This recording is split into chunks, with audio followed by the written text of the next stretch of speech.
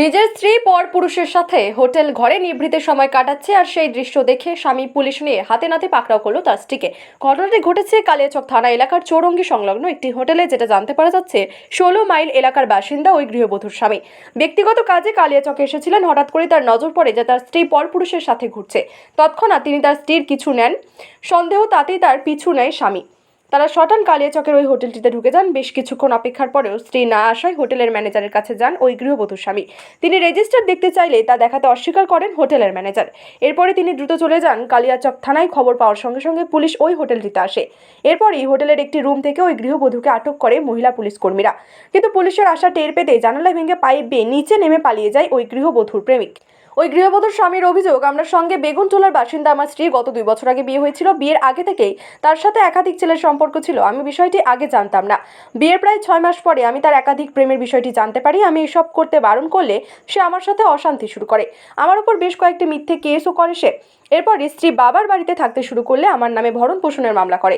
তার কথায় আজ আমি তাকে প্রেমিকের সঙ্গে দেখতে পেয়ে হোটেলে গেলেও হোটেলের ম্যানেজার আমাকে হোটেল থেকে বের করে দেয়। এরপর আমি পুলিশকে বিষয়টি জানালে পুলিশ এসে অর্ধনগ্ন অবস্থায় আমার স্ত্রীকে আটক করে। তার প্রেমিক জানালা ভেঙে পালিয়ে যায়। আমি বিষয়টি লিখিতভাবে থানায় জানিয়েছি। আওয়াজ করছে বের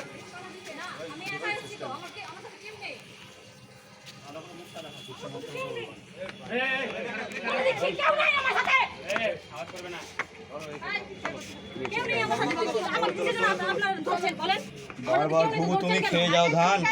ধরছেন কেন? আমার সাথে কেউ নেই তো। তুমি এখানে কি করছো তাহলে? এখানে কি করছো? এখানে তো খাওয়া দাওয়া নেই। না, খাওয়া দাওয়া নেই না। আমি আমার হাজবেন্ডকে দেখে লুকিয়ে পড়েছিলাম। হোটেলে লুকাতে এসেছিলা? হোটেলে না, আমি পেছাব পেয়েছিল, হোটেলে পেছাব করতে এসেছিলাম। বাবা এটা পেছাব করার জায়গা। এই দাঁড়া মুখটা খুলছে না। পেচ্ছাপ করতে এসেছিলাম।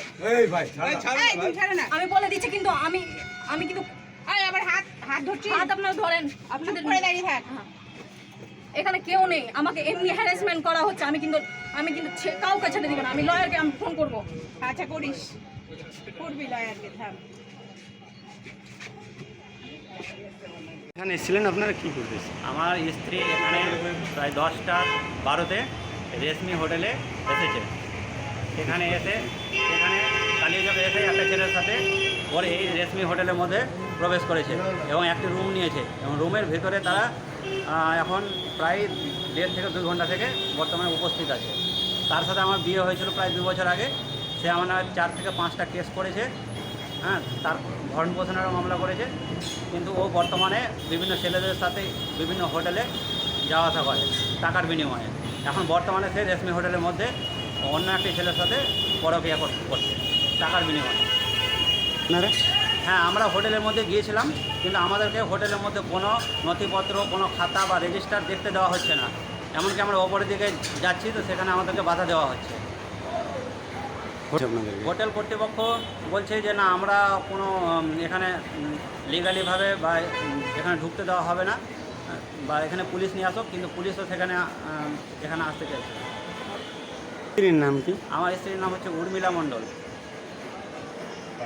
বাড়ি কোথায়? বাড়ি বেগুনতলা, পোস্ট রাজনগর, জেলা মালদা। আমার কোনো ছেলে মেয়ে নেই। কতদিন আগে বিয়ে হয়েছিল আপনাদের? প্রায় 2 বছর আগে বিয়ে হয়েছিল। এখন আপনি কি করেছেন, কি চান? আমি আমার স্ত্রীকে হাতে নাতে ধরতে চেয়েছিলাম, কিন্তু হোটেল কর্তৃপক্ষ আমাকে কোনো রকমই সহযোগিতা করছে না। আপনার কি মনে হচ্ছে হোটেলে এখন কোন হোটেলে আছে মনে হচ্ছে? বর্তমানে ও কালিয়াচকের রেশমি হোটেল, সেখানে সে একটি রুমের মধ্যে প্রায় 2 ঘন্টা থেকে আছে সেখানে। আপনার নাম? আমার নাম শ্রীকান্ত সিংহ। বাড়ি? বাড়ি পুরাতন সলমায়।